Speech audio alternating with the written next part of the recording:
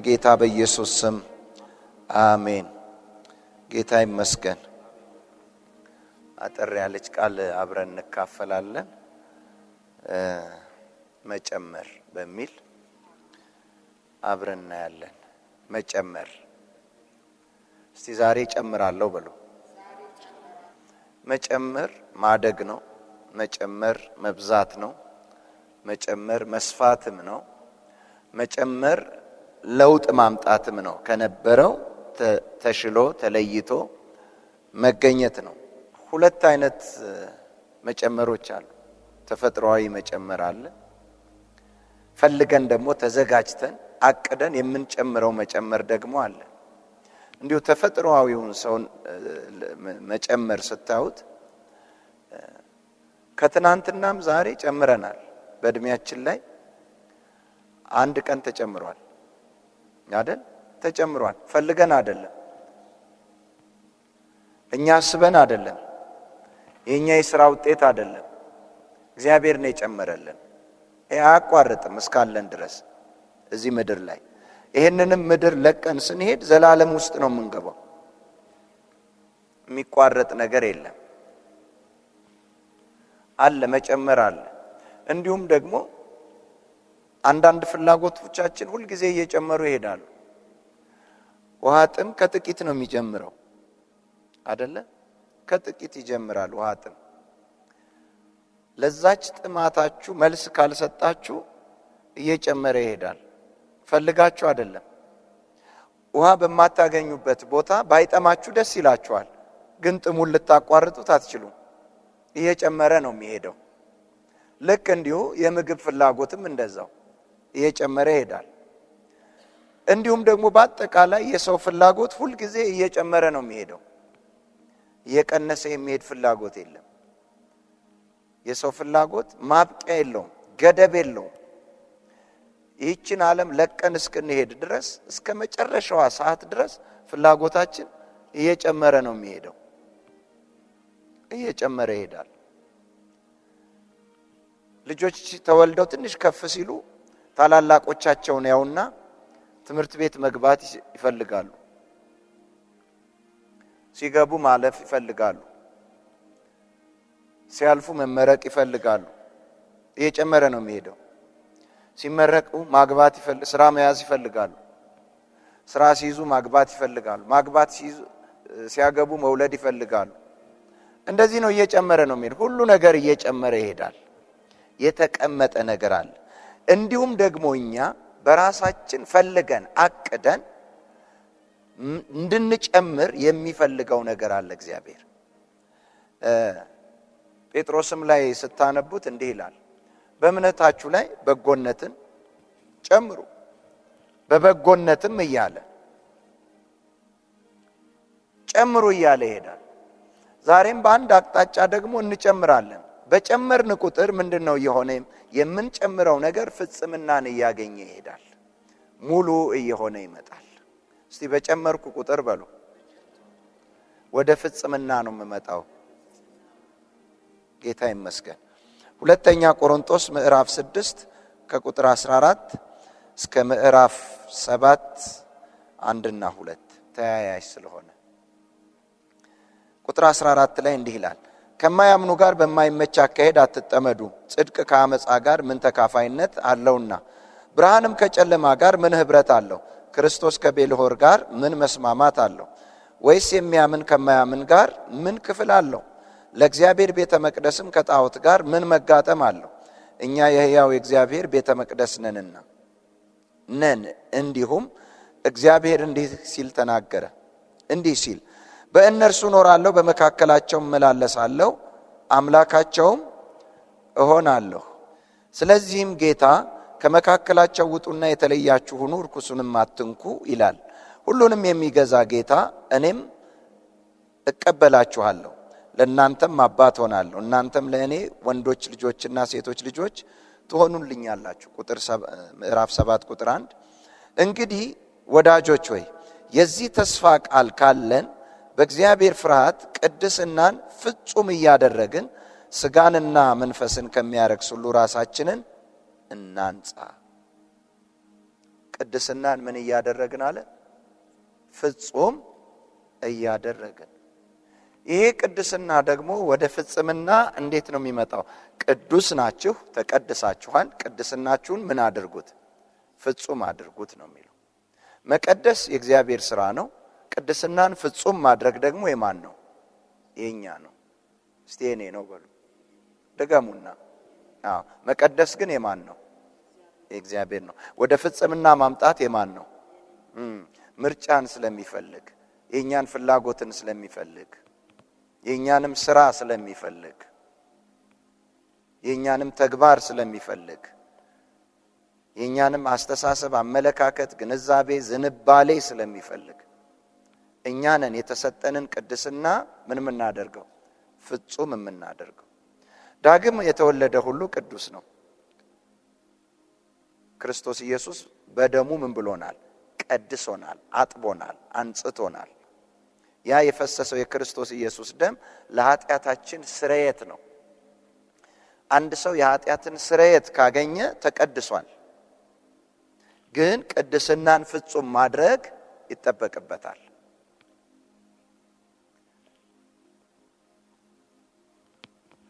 ያንን ለማድረግ እዚህ ጋር እንደዚህ ይላል። መጀመሪያ ያነበብኩላችሁ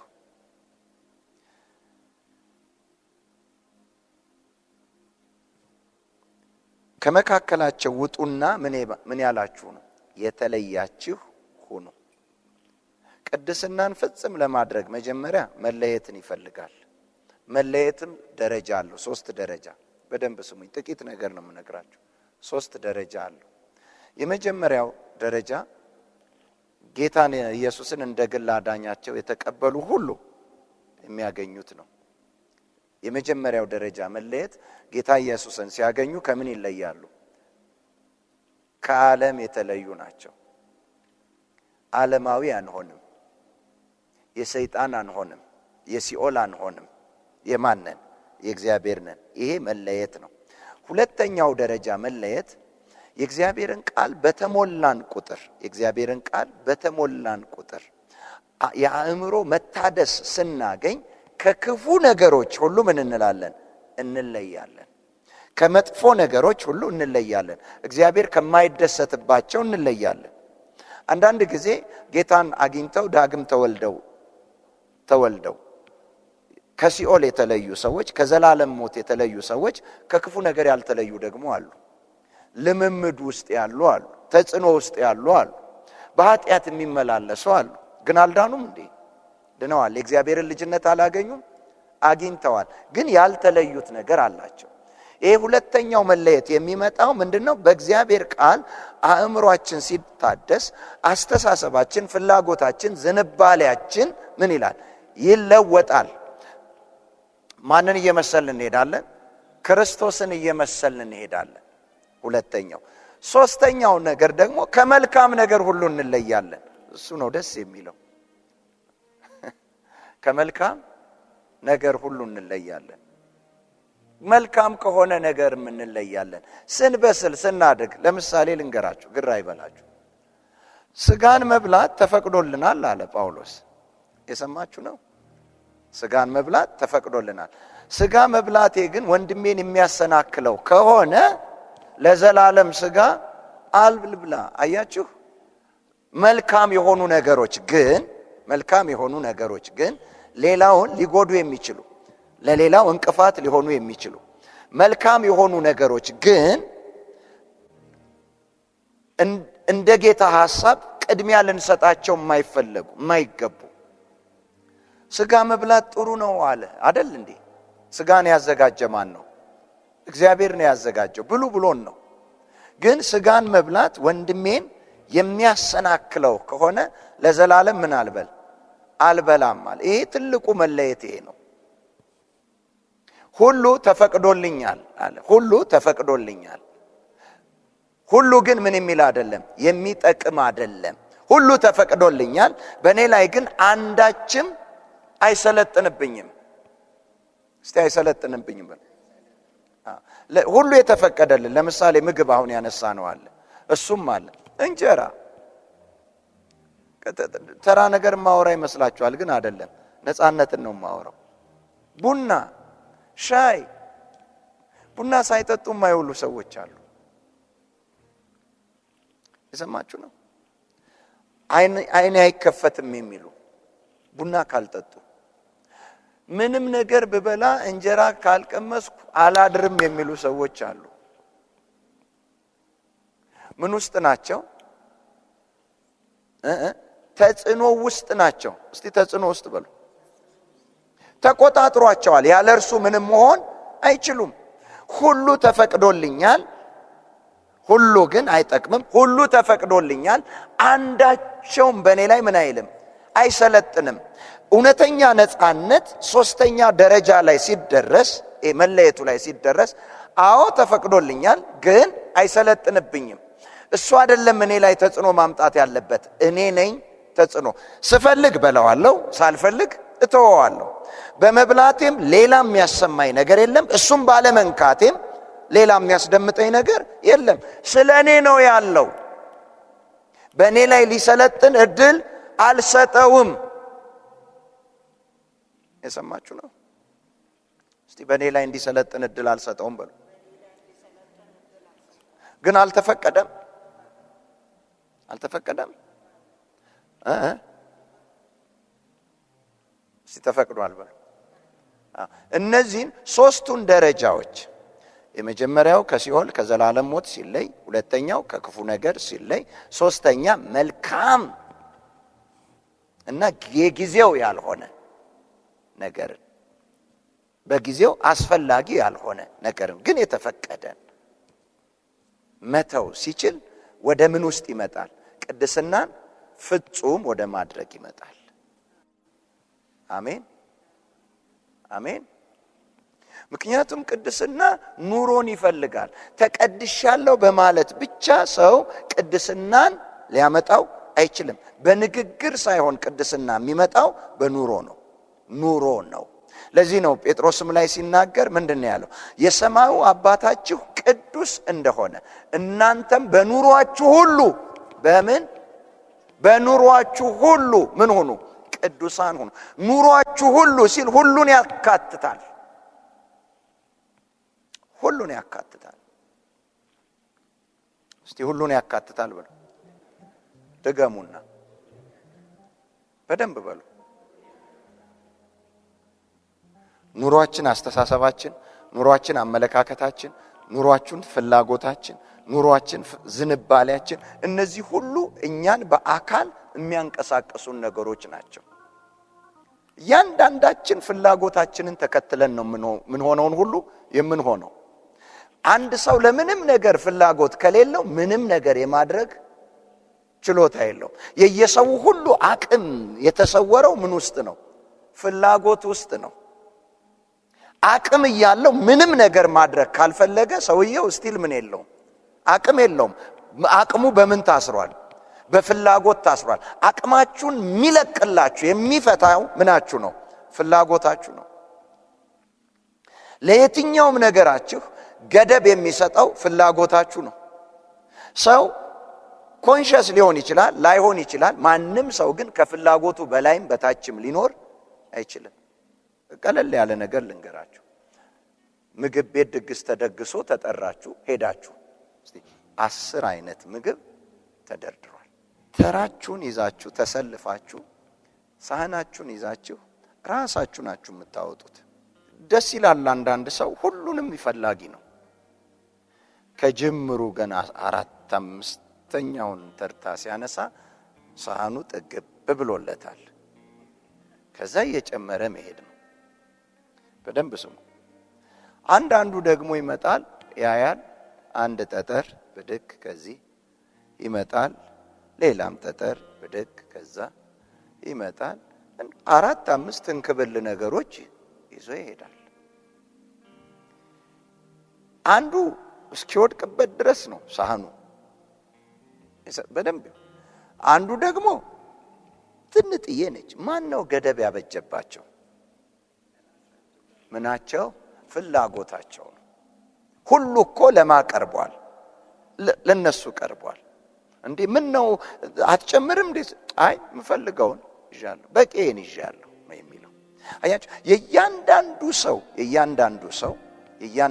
ሰው ልኩ ፍላጎቱ ላይ ነው። ይሄም ሁሉ እያለ ደግሞ አንዳንድ ጊዜ የጤና እክል ሰዎችን ይገጥማቸዋል። የጤና እክል ይገጥማቸውና የተለያየ ምግብ ይሰሩላቸዋል፣ አንዱንም አይቀምሱትም። በልተዋል፣ ምግብ አልበሉም። ከዛ በፊት በልተዋል፣ አልበሉም። ምን የለኝም ይላሉ፣ ፍላጎት የለኝም። የሰማችሁ ነው። እንግዲህ በአጠቃላይ ሰው በምን የታሰረ ነው? በፍላጎት የታሰረ ነው። የሰው ሁሉ አቅም ያለው ምን ውስጥ ነው? ፍላጎት ውስጥ ነው። አንድ ሰው ፍላጎቱን መግዛት ከቻለ ማንነቱን ገዝቷል። ምክንያቱም ሰው የፈለገውን ለመሆን በቂ አቅም አለው። አቅሙ የሚወጣው ግን ምኑን ተከትሎ ነው? ፍላጎቱን ተከትሎ ነው። ስለዚህ የሁሉ ሰው አቅሙ ምን ውስጥ ነው ያለው ማለት ነው? ፍላጎት። አቅሙን መግዛት ከፈለገ ሰው ምኑን መግዛት አለበት? ፍላጎቱን። ፍላጎት መነሳሳት ነው። አሁንም ይሄንን ቅድስናን ፍጹም አድርጉት ያለንን ቅድስናን ፍጹም ማድረግ የምንችለው ከምን ተነስተን ነው? ከፍላጎት ተነስተን ነው። ፍላጎታችን ሌላ ነገር ላይ ሆኖ እኛ ሌላ ቦታ ልንገኝ አንችልም። የእያንዳንዱ ሰው ሕይወት የምታጠበጥበው ፍላጎቱ ላይ ነው። ለአንድ ነገር ፍላጎት ሙጥጥ ብሎ ከወጣላችሁ አይደለም ልትሰሩት ትዝ አይላችሁ፣ ኮንሸስ አትሆኑም፣ ትረሱታላችሁ። ሰው ሊረሳው የማይችለው ምኑን ነው? ፍላጎቱን ነው። ስለዚህ እናንተ ቅድስናን ምን አድርጉት አለ? ፍጹም አድርጉት። ከምን እንነሳ? ምናችን ይነሳሳ? ፍላጎታችን። ልብ በሉ፣ ብዙ ጊዜ ተነግረን የተነገረን ቃል የተነገረን መልእክት ውስጣችን ገብቶ መፈለግን ካላነሳሳ ካላመጣ ስለሰማን ማድረግ እንችላለን? አንችልም። እስቲ ወደ መጀመሪያይቱ ሴት እንመለስ፣ ወደ ሔዋን። ሰይጣን ምኗን ነው ያገኘው? መጀመሪያ ፍላጎቷን። በቃ ሌላ ምንም አይደለም። የመጣው በምኗ ነው? በፍላጎቷ ነው። መፈለግን ነው ውስጧ የከተተባት። በእውኑ እግዚአብሔር ከነዚህ በዚህ በገነት ካለው ዛፎች አትብሉ ብሏል? ኖ አትብሉ አላለም። ሁሉንም ብሉ፣ መልካምና ክፉን ከሚያስታውቀው አትብሉ። ከዚህ አትብሉ አላችሁ? ለምን አላችሁ? ይሄን ከበላችሁት ትሞታላችሁ ነው እንዴ? አትሞቱም። ምንድነው እየቀሰቀሰ ያለው? ምን እንዲሉ? እንዲህ በሉ። ለምን? አቅም አልጨመረባቸውም። ራሳቸው አቅም አላቸው። ያንን አቅም ወደሚፈልገው አቅጣጫ ለመውሰድ የማንን ፍላጎት ማነሳሳት? የራሳቸውን ፍላጎት። ዛሬም እንዲሁ ነው። ሰይጣን የማንንም እጅ አንስቶ አያስመታም፣ አያሰርቅም፣ ክፉ አያስደርግም። ምንድነው የሚፈልገው? ፍላጎትን ነው። ያንን ካነሳሳ እግር ይቀጥላል፣ እጅ ይሄዳል። የሰማችሁ ነው። ከዛ ምንድነው የሚለው እዛ ጋር? አትሞቱም ይሄንን ብትበሉ ነው እንዴ? ታዲያ ምንድነው የሚያደርገው? አይኖቻችሁ ተከፍተው እንደ እግዚአብሔር ሁሉን አዋቂ ትሆናላችሁ ነው እንዴ አለች። አሁን ልብ በሉ። በፊት ስታየው በለሱ ላይ ምንድነው? ሞት አይደል? አሁን በለሱን እንደገና ስታየው እንደ እግዚአብሔር መሆንን አየችበት። ላው ላይ በለሱ ተቀየረ። ምንዋ ነው የተቀየረው? ፍላጎቷ። ዛሬ የምትፈልጉትን ነገር፣ እስከ ዛሬ የፈለጋችሁትን ነገር ዛሬ ላይ ለዛ ነገር ፍላጎት ካጣችሁ ተለያያችሁ። የፍላጎት መቋረጥ ካልመጣ በፊት የነበረው ነገር ቀጣይነት ያገኛል። ለውጥ የሚመጣው ምን ሲለወጥ ነው ማለት ነው? ፍላጎት ሲለወጥ ነው። በደንብ ስሙ። አሜን በሉ ባካችሁ። የአዲስ ኪዳን ትልቁ አስተምህሮትም ጌታ ኢየሱስ ይዞት የመጣው የፍላጎት ለውጥ ነው። ትልቁ ቀላል ነው። የፍላጎት ሰው ለውጥ ካመጣ ሰው ከባድ ነው የፍላጎት ለውጥ ካላመጣ። ምክንያቱም የሰው ሁሉ አቅም የሚገለጠው በምን ውስጥ ነው ብለናል? ፍላጎት ውስጥ ነው። እንደዚህ አለ ጌታ እግዚአብሔር። ማቴዎስ 6:33ን ስታነቡት ታውቁታላችሁ በቃላችሁ። አስቀድማችሁ የእግዚአብሔርን መንግስት ጽድቁንም ምን በሉ ፈልጉ፣ ሌላው ሁሉ ምን ይላችኋል? ይጨመርላችኋል። አሁን ፍላጎታችሁ ወደሚጨመረው ሳይሆን ወደማይሆን ልብ በሉ። እናንተነታችሁ አንድ ቦታ ተሰብስቦ የሚኖረው ምናችሁን ተከትሎ ነው? አሁን መጀመሪያ ብሏቸዋል እግዚአብሔር ለአብ ከአብርሃም ጀምሮ ተስፋ ሲሰጣቸው ኪዳን ሲገባላቸው ምድራዊ ነገሮችን ነው የሚሰጣቸው። ምድራዊ ሰው ስለሆኑ እንደ አዳም። ሁለተኛው አዳም ሲመጣ ክርስቶስ ኢየሱስ ከሰማይ ሰማያዊ ነው። የእርሱ የሆኑት ሁሉ እንደርሱ ምናዊ ናቸው? ሰማያዊ ናቸው። ሰማያዊ ማንነትን ይዞ ምድራዊ ፍለጋ አብሮ አይሄድም። ምድራዊ አመለካከት አብሮ አይሄድም። ምድራዊ ተጽዕኖ አብሮ አይሄድም። ስለዚህ መላቀቅ ያለባቸው ልብ በሉ እንግዲህ ከምድራዊነት ወደ ሰማያዊነት ለማምጣት ሰው ለመቀየር እግዚአብሔር የፈለገው የሄደበት መንገድ አንድና አንድ ነው። ሰው ፍላጎቱ ከተለወጠ ምኑ ይለወጣል? ሕይወቱ በአጠቃላይ ማንነቱ ይለወጣል። ብዙ ጊዜ እንደዚህ ትምህርትም አንዴ እንደውም ድሮ አስታውሳለሁ በዘፈን ሁሉ አቅርበውት ነበር። የባህሪ ለውጥ አምጣ እኛም ጋር ማለት ነው። እኛም ቤት ክርስትናም ላይ የባህሪ ለውጥ አምጣ ብለን ዘምረናል። የባህሪ ለውጥ ፈጽሞ ልናመጣ አንችልም። የባህሪ ለውጥ ማምጣትም አይጠበቅብንም። ሰው በባህሪው ምንድን ነው? ሰው ነው። ባህሪ የማንነት ነጸብራቅ ነው። የማንነት መገለጫ ነው። ባህሪ ላይ ግን ጸባይ ይለማመዳል። ሌላ የሚለወጠው ጸባይ ነው እንጂ ምን አይደለም፣ ባህሪ አይደለም። ቆይ ከእግዚአብሔር ቃል አሳያችኋለሁ፣ በደንብ አሳያችኋለሁ። እንስሳ የምን ባህሪ ያለው? የእንስሳ። ሰው የምን ባህሪ ያለው? የሰው። ተፈጥሯዊ ነገር ሁሉ የምን ባህሪ ያለው? የራሱ የተፈጥሯዊ። ቆይ በደንብ ስሙ። ፀሐይ ባህሪ አላት አይደል? ባህሪዋ ምኗ ነው? መታወቂያዋ መገለጫዋ ነው። ፀሐይ ወጣች ለማለት እኛ ከቤት ወጥተን አይተናት ዛሬ ፀሐይ ወጣለች አይደለም የምንለው። እቤት ቁጭ ብለን በባህሪዋ ነው የምናውቀው። የፀሐይ ባህሪ ምንድነው? አንድ ማብራት ነው። ሁለተኛ መሞቅ ነው አይደለም ወይ? እቤት ቁጭ ብለን ፀሐይ ወጣለች ዛሬ ፀሐይ ነው የምንለው በምኗ ነው? በባህሪዋ ነው። ባህሪዋ ምን ነው? ብርሃኗ ነው። ብርሃኗ ምኗ ነው? ማንነቷ ነው። ጨለማ ብትሆንስ ፀሐይ መሆን ትችላለች? አትችልም። በፍጹም አትችልም። ልብ በል። ይሄንን ያዙና ሮሜ ምዕራፍ 1 ላይ ነው። ሮሜ ምዕራፍ 1 ከ17 ጀምሮ በደንብ ስሙኝ። ከ17 ጀምሮ በደንብ ስሙኝ። ወደ ታች ስታነቡት እስከ 20 ምናምን ስትሄዱ ወንዶች አለ ለባህሪያቸው የሚገባውን ሴቶችን መገናኘት ትተው እርስ በርሳቸው በፍትወታቸው ተቃጠሉ። ለባህሪያቸው ምን የሚለውን የሚገባውን ትተው ወንዶች ለባህሪያቸው የሚገቡ ምኖች ነበሩ? ለባህሪያቸው የሚገባውን ሴቶችን ትተው እርስ በርሳቸው በፍትወታቸው ምን አሉ አለ? ተቃጠሉ። ለነሱ ባህሪ የሚገባ ለወንድ ባህሪ የሚገባ ምንድነው? ሴት ነች። ሴቶችም አይደል ይላል አይደል?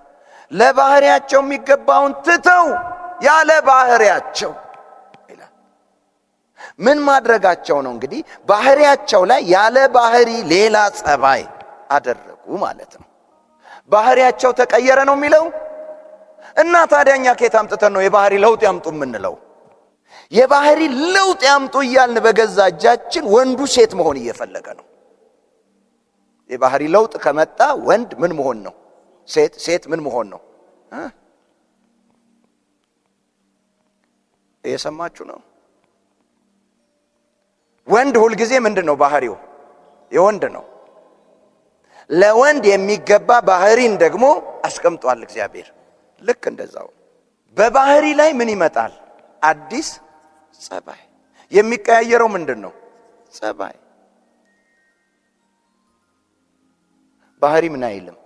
አይቀየርም። ባህሪን መኖር ነው የሚጠበቅብን። ወደ ባህሪህ ነው ተመለስ፣ ባህሪህን ኑር። ያ የፍጥረትህ ማንነትህ፣ የማንነትህ መገለጫህ፣ መታያህ፣ መታወቂያህ። ልክ እንደ ፀሐይዋ። የፀሐይዋ ባህሪ ምንድነው ብለናል? ማንነቷ ነው። ምንድነው ማንነቷ? ሙቀትና ብርሃን ነው። በቃ አለቀ ነገር። ጌታ ስሙ ይባረክ። እና ወደ ሔዋን መጣና አቅም ያለው ማንጋ ነው? ሔዋን ጋር። ጉልበት ያለው ማንጋ ነው? ሔዋን ጋር። ተሸክሞ አያራምዳትም። ቆርጦም አምጥቶ መስጠት አይችልም። ማጉረስ አይችልም።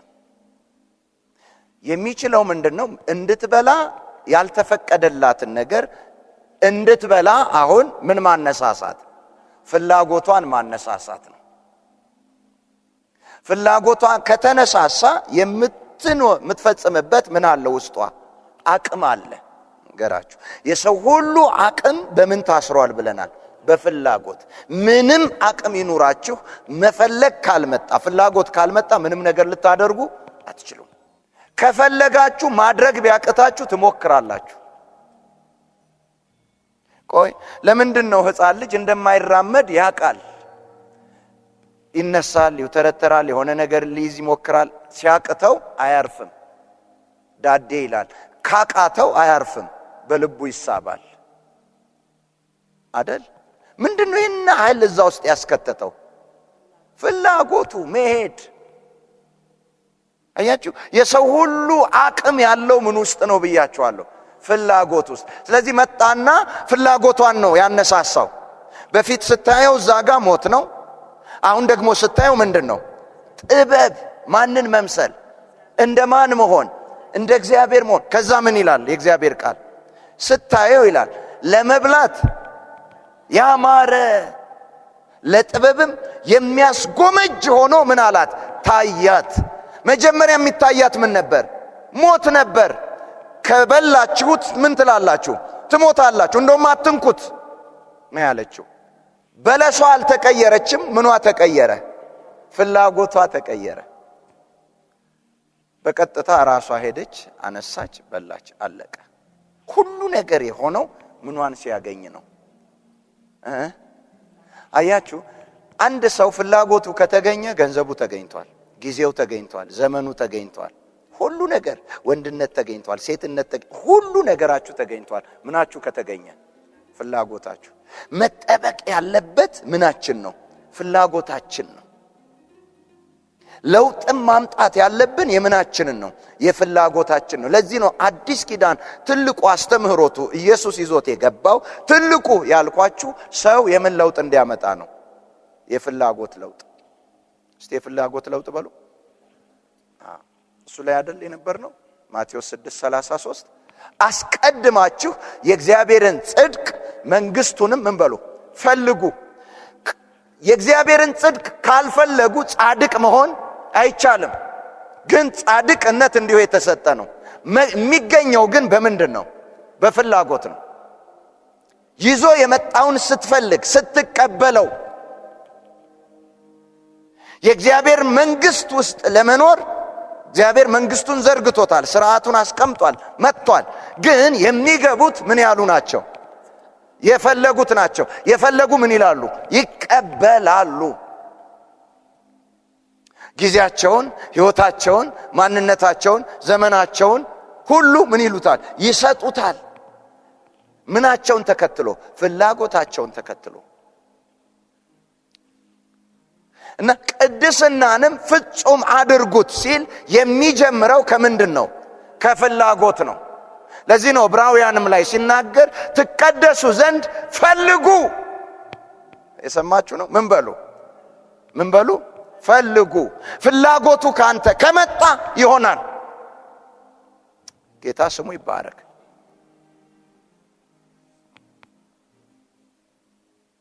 እና ቅድስናን ምን አድርጉት አለ? ፍጹም አድርጉት። እስቲ ፍጹም አደርጋለሁ በሉ። ልክ እንደ መለየት እሱም 3 ደረጃ አለው። የመለየትን 3ቱን ደረጃዎች ይዛቸዋል። 3 ደረጃ አለው ቅድስና ፍጹም የሚሆንበት። የመጀመሪያው እግዚአብሔር ወደኛ ጌታ ኢየሱስ ወደኛ ሲገባ እኛ ተቀደስ።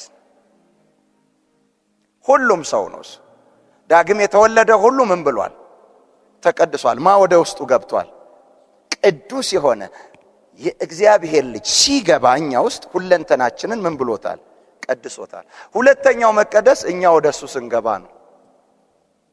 ከማን እየወጣን? ከራሳችን እየወጣን። እሷ ትንሽ ትከብዳለች ለብዙዎች። የሚያስጥልህ ነገር አለ። ለምሳሌ እንዲህ አለ ጌታ፣ የሚከተለኝ ቢኖር ምን ማለት ነው? ራሱን ይካድ፣ ስም ይካድ፣ እድሜ ይካድ፣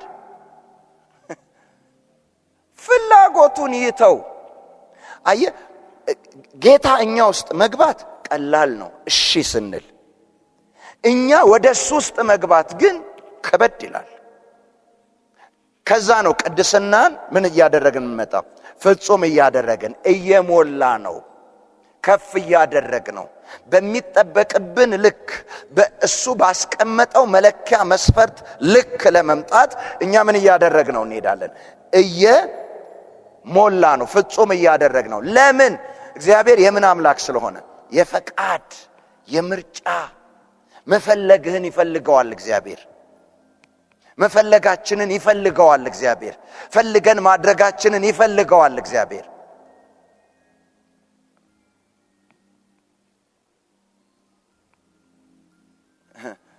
እስቲ አብርሃምን ልንገራችሁ። አብርሃም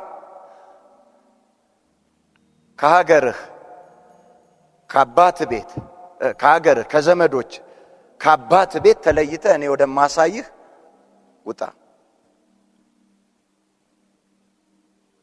ከማን ነው መውጣት ያለበት? አሁን መጀመሪያ ማን ነው የመጣው? እግዚአብሔር ወደ ማ መጣ? ወደ አብርሃም። አሁን የሚጠበቀው ማ ወደ ማ ነው? አብርሃም ወደ ማ? ወደ እግዚአብሔር። ልክ እንደዚሁ ነው። ጌታ ኢየሱስ ወደኛ ሲመጣ ትቶት የመጣው ነገር አለ። እኛም ወደ እሱ ስንሄድ ትተነው የምንሄደው ነገር አለ። አሜን በሉ ባካችሁ። እምንተወው ነገር አለ። ከሀገር ውጣል። ከትልቁ ነው የመጣበት። ከትልቁ አነስ ሲያደርገው ምን ዘመድ፣ ሰብሰብ ሲያደርገው ቤት፣ ያባትን ቤት ጥለ እኔ ወደማሳይህ ውጣ። እኔ ወደማሳይ ምድር ገና ወዳልተገለጠ። አብርሃም እግዚአብሔር የተናገረውን አገኘ አላገኘ ለሱ ምንም አይደለም። አብርሃም ትልቁ ታርጌቱ ምንድነው? እግዚአብሔር ውስጥ መግባት ነው። ጌታ ስሙ ይባረክ። አሜን። እግዚአብሔር ውስጥ ለመግባት ደግሞ ከራሱ መውጣትን ይጠይቃል። አየ ቅድስናን ምን እያደረገው? ፍጹም መቀደስ ማለት ምን ማለት ነው? መለየት። ጌታ ስሙ ይባረክ። አሜን። ብዙ ጊዜ እንዲህ ነው ትርጉማችንን ጠበብ እናደርገውና መቀደስ ወይም ቅዱስ መሆን ከኃጢአት ውጪ መኖር ነው የሚመስለን። አዎ አንዱ ነው፣ እሱ ግን ብቻ አይደለም። እሱ ብቻ አይደለም። ቆይ ልንገራችሁ። እኔ ከይቅርታ ጋር ነው የምለው፣ ከኔ ጨምሮ ቢያንስ በቀን አንድ ጊዜ ኃጢአት ሳያደርግ የሚኖር አማኝ የለም። እንዴት በሉኝ፣ ነግራችኋለሁ። አትዋሽ ያለ ማን ነው? እግዚአብሔር። ከዋሸህ ምንድን ነው? አትፍራ ያለ ማን ነው? ከፈራህ ምንድን ነው? የሰማችሁ ነው። አትደንግጥ ያለ ማን ነው? ከደነገጥክ ምንድን ነው? የሰማችሁ ነው።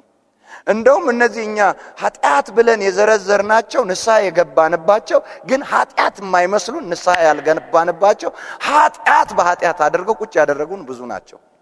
ስትዋሽ ንስሐ ትገባለህ። ፈርታችሁ ለራሳችሁ ይሁን ለሰው ፈርታችሁ ደንግጣችሁ ንስሐ ትገባላችሁ? መንፈስ ቅዱስ መጥቶ ካልነክ በፍጹም እስራችሁ የሆነ ነገር ሲል ልብ ምትት ምትት ምትት ምትት ምትት ምንድነው እሱ? ኃጢአት። ለዚህ እኮ ነው ቅድስናን ምን ፍጹም እያደረግን ስንሄድ ከነዚህ ሁሉ ምን እያል እየተለየን፣ ከመፍራት እየተለየን፣ ከመደንገጥ እየተለየን፣ ከመጨነቅ እየተለየን። እንደውም ጌታ ኢየሱስ ምን አለ? አትጨነቁ አለ አይደል? አትጨነቁ አለ። አትጨነቁ አለ። ከተጨነቅን ምንድነው?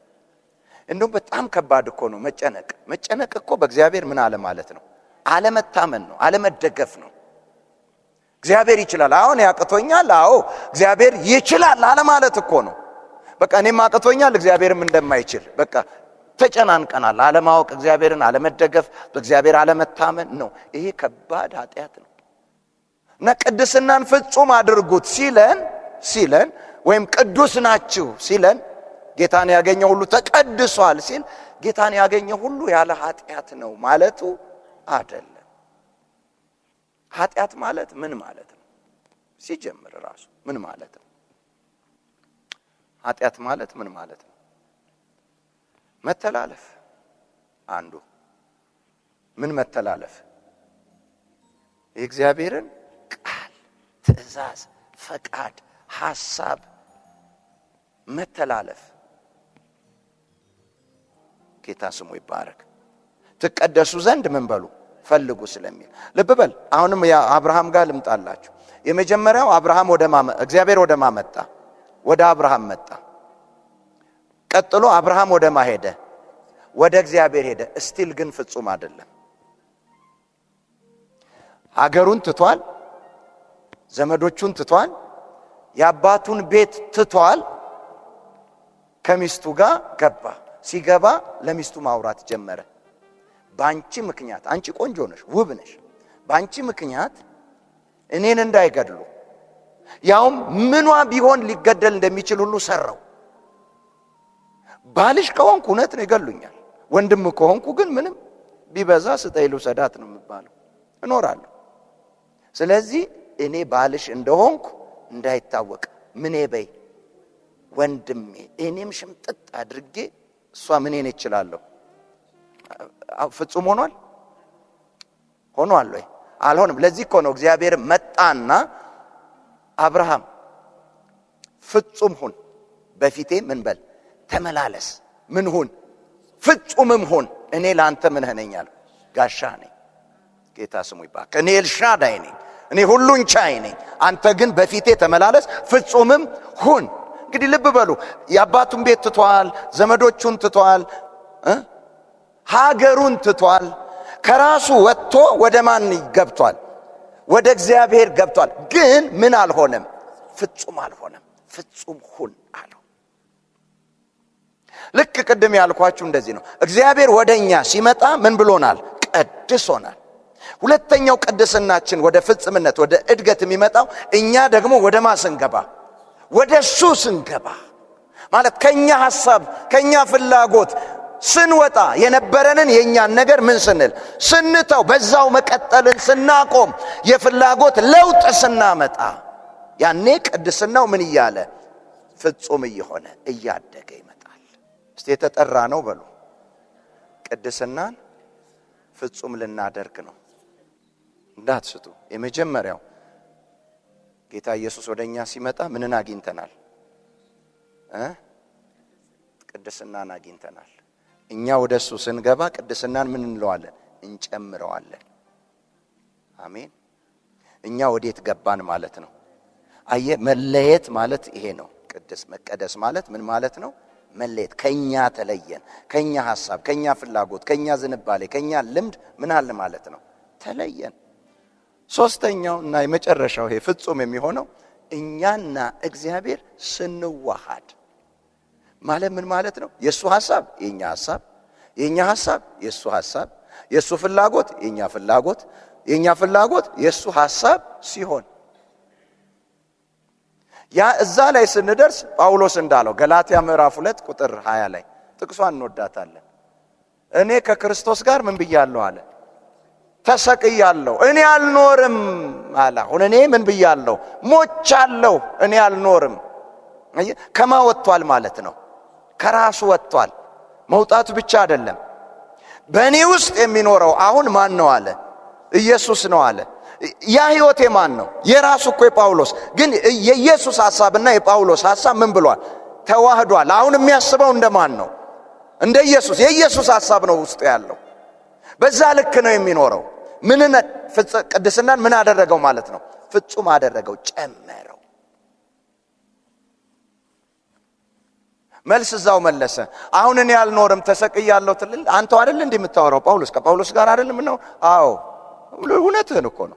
አሁን ራሱ በዚህ አሁን በምታየው በዚህ በስጋዬ የምኖረው ኑሮ በወደደኝና ስለኔ ስለ ኃጢአቴ በሞተልኝ በሱ ላይ ባለኝ እምነት ነው የምኖረው። በሱ ላይ በእኔ ላይ አይደለም።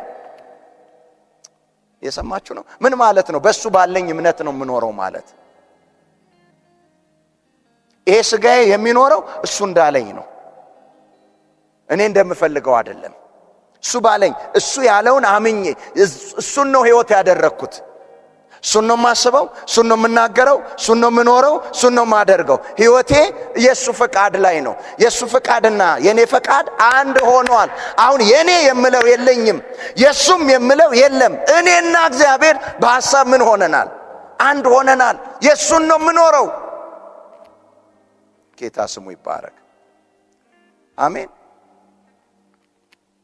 ለዚህ እኮ ነው እዚች ምድር ላይ እንኳን ለመኖር አልከበደውም እኮ። እንደ ጳውሎስ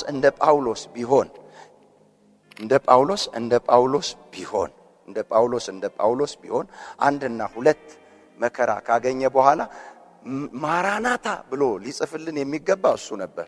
እንደው ከዚህስ መተህ ምን ባልከኝ፣ በገላገልከኝ።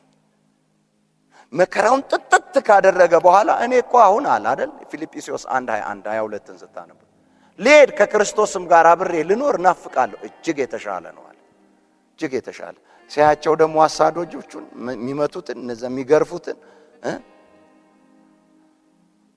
አንድ ሲቀረው ስንት ጊዜ ለ40 የተገረፍኩት አለ። አንድ ሲቀረው 39 ጊዜ ነው የተገረፈው። እነሱን እያየ መኖሬ ግን ለእናንተ ይጠቅማል። ክብር ለኢየሱስ ይሁን። አሜን።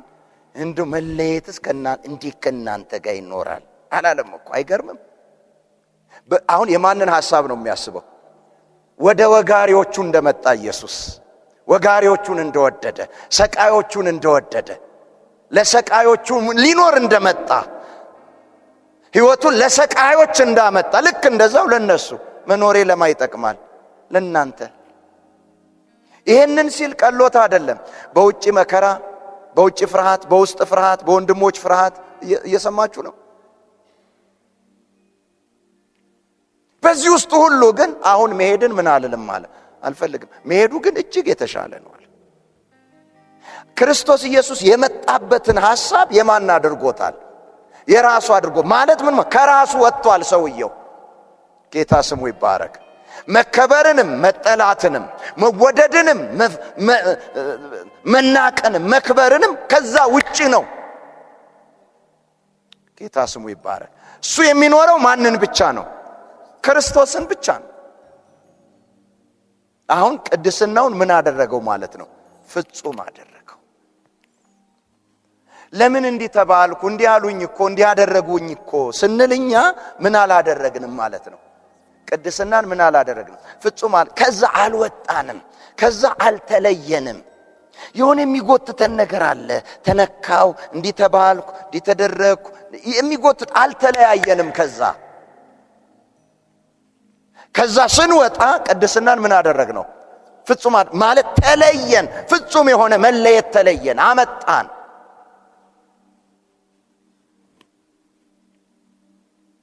ወይም ለዛኛው ነገር ሞተን ለማን ነው ሕያው የሆነው ማለት ነው? ለክርስቶስ። እየሰማችሁ ነው? ሁልጊዜ ሕያው ለሆንለት ነገር ኮንሸስ ነን። ሕያው ለሆንለት ነገር ሴንሲቲቮች ነን። ሕያው ለሆንለት ነገር ቅርብ ነን።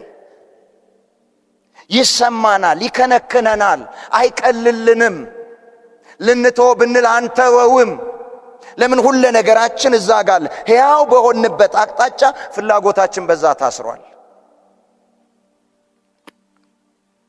እንግዲህ ቅድስናችንን ፍጹም እያደረገን ለመምጣት መጀመሪያ ምንነካው ምናችንን ነው ብለናል?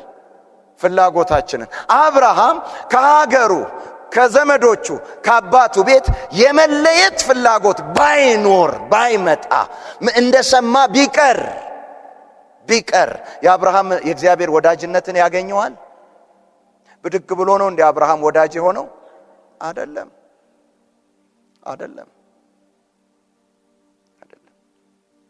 አብርሃም ያሸነፈው መጀመሪያ ምኑን ነው? ፍላጎቱን።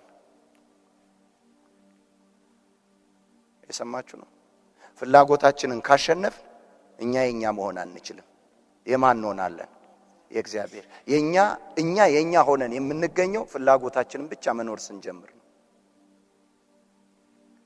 የሰማችሁ ነው።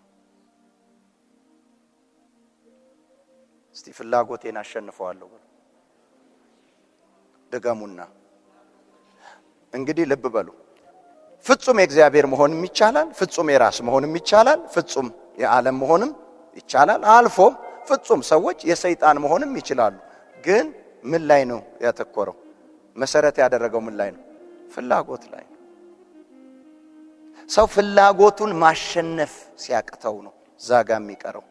ፍላጎታችሁን አሸንፋችሁ ለአንድ ነገር ፍላጎት ካጣችሁ የቱም ነገራችሁ ዛጋ ሊገኝ አይችልም። ገንዘባችሁ በፍላጎታችሁ ዙሪያ እንዳለ አታውቁም? የጠላችሁትና የፈለጋችሁትን ነው የምትገዙት። ገንዘባችሁን የሚያስወጣችሁ ምናችሁ ነው? ዕቃው አይደለም። ምናችሁ ነው? ፍላጎታችሁ ነው። ውድ ነገር ትገዛላችሁ፣ ዕቃውን አይደለም የምትገዙት። ምናችሁ ነው የሚያስወጣችሁ? ፍላጎታችሁ። ካልፈለጋችሁት አይደለም በውድ በነፃ ቢሰጧችሁ አትወስዱትም። ትወስዱታላችሁ። ምን ያደርግላችኋል? ዋጋ የሚያስከፍለን ምናችን ነው ማለት ነው። ሰው ማረፍ ያለበት ከምኑ ነው? ከፍላጎቱ። መለወጥ ያለበት ምኑ ነው? ፍላጎቱ። የፍላጎት ለውጥ ማምጣት መቻል አለበት። አንዳንድ ጊዜ ሰዎች አንዳንድ ነገር ያውና ክጅል ሲሉ ታያላችሁ አይደል? እና ምንድነው የሚመጣላችሁ? ልስጥህ ወይም ልስጥሽ። አልጠየቋችሁም እኮ ግን ምን ብለዋል? ከጀሉ። ያ ምንን ነው የሚያሳየው? መፈለግን ነው። እየሰማችሁ ነው?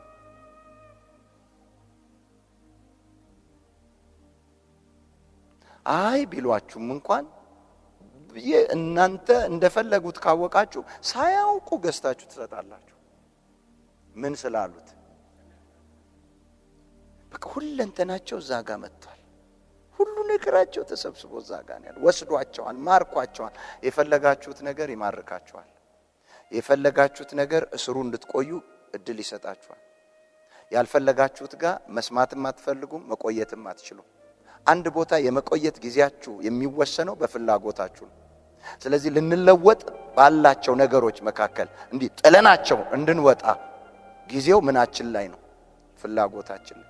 ፍላጎቱ ሙጥጥ ካለ ለሰከንድ እዛ አንቆይም። ፍላጎቱ ካልሄደ ቢገፉን ከዛ መሄድ አንችልም። ስለዚህ ቅድስናን ፍጹም እያደረግን ለመምጣት ፍላጎታችን ምን እያለ መምጣት አለበት? እየተላቀቀ። ፍላጎታችን ሲላቀቅ እግራችን ይነሳል። ቆይ መኃልየ ዘሰሎሞን ላይ አንድ እንዲህ አለች።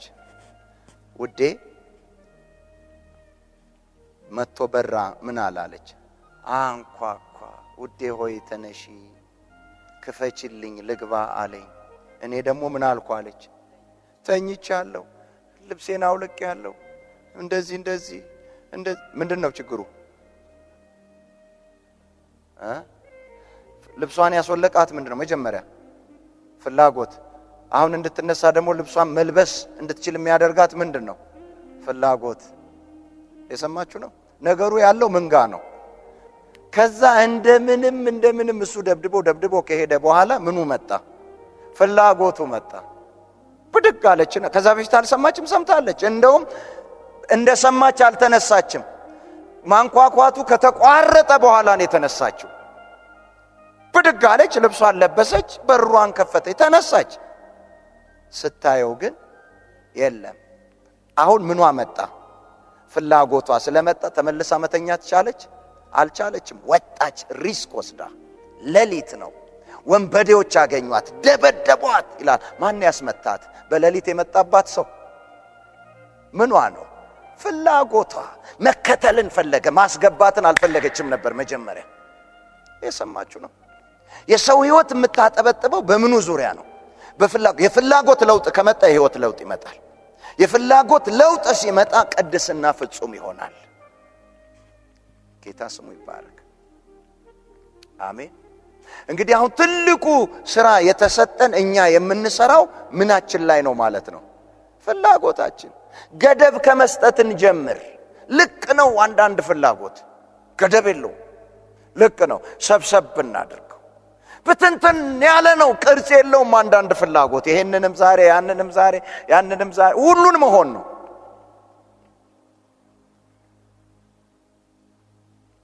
ድሮ ኳስ ስንጫወት ከጨርቅ ኳስ ነው የተነሳ ነው፣ ከካልሲ፣ ከዛ ኤላስቲክ፣ ከዛ ምን እያለ ሰፈር ውስጥ ይማን ሆነው የለም።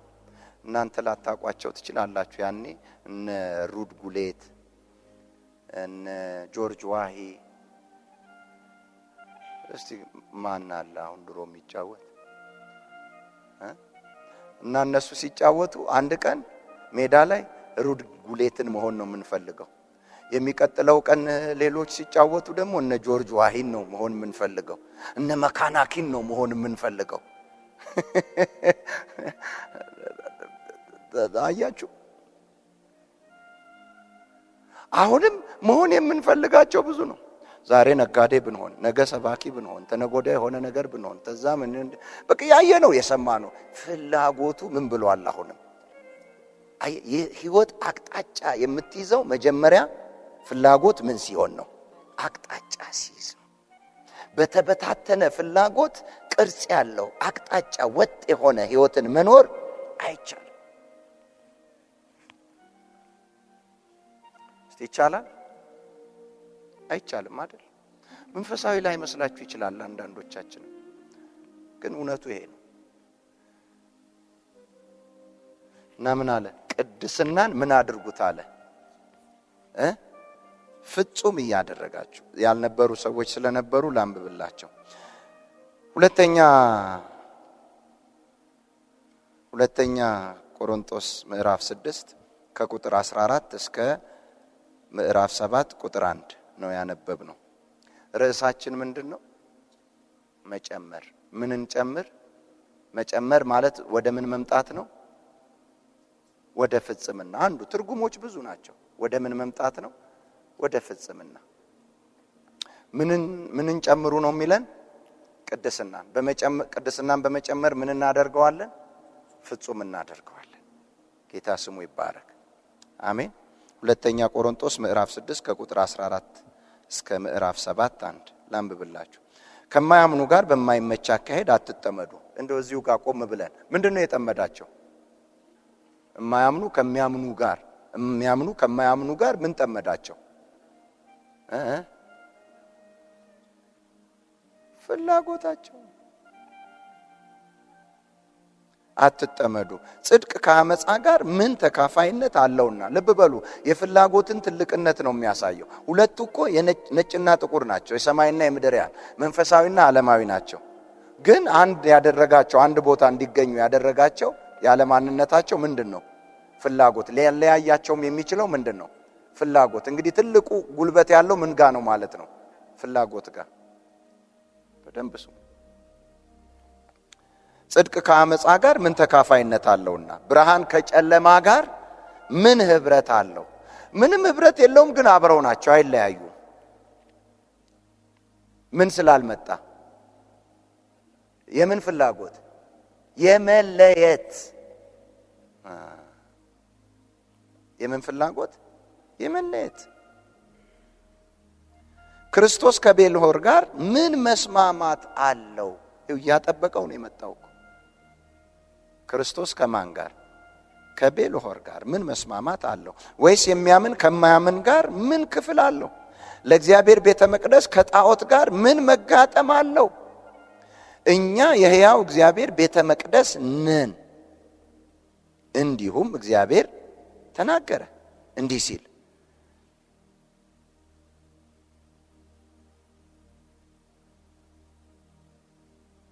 እስቲ አንብቡልኝ።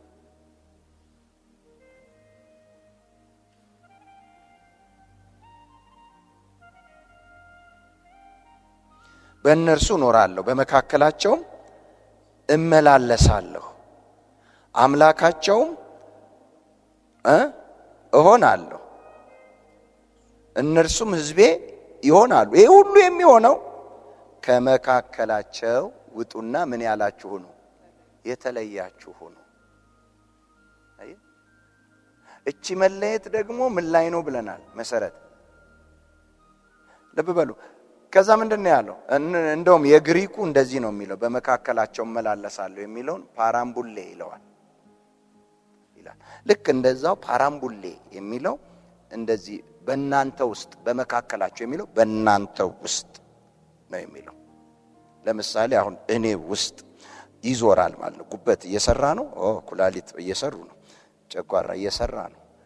በደንብ አክቲቭሊ ሁሉ ነገር ጥሩ ነው ይላል ማለት ነው። መንፈስ ቅዱስ ጌታ ስሙ ይባረክ። ካልሰራስ? ሲሰራ ካላገኘው በምን ምክንያት ነው ይሄ ያልሰራው ብሎ ለማ ሪፖርት ያደርጋል?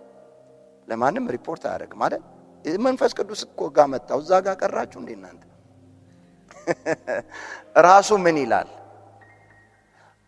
ልክ ይኸውላችሁ፣ ይሄንን ተጠቃሚ እንድትሆኑ መጀመሪያ ምን በሉ አለ? ተለዩ። ተለይታችሁ ከመካከላቸው ምን በሉ? ውጡ። ይሄንን ማግኘት ቀላል ነው። ምን ከተቻለ? መለየት ከተቻለ። መለየት ካልተቻለ ደግሞ ይሄንን ያስቀራል ማለት ነው። እኔ አባት ሆናቸዋለሁ፣ እነሱም ወንድና ሴት ልጆች ይሆኑኛል፣ በእነሱ ውስጥ እመላለሳለሁ። ጌታ ስሙ ይባረክ። አሜን። ግን ምን ሲሉ? ሲለዩ። ለመለየት ከየት ነው?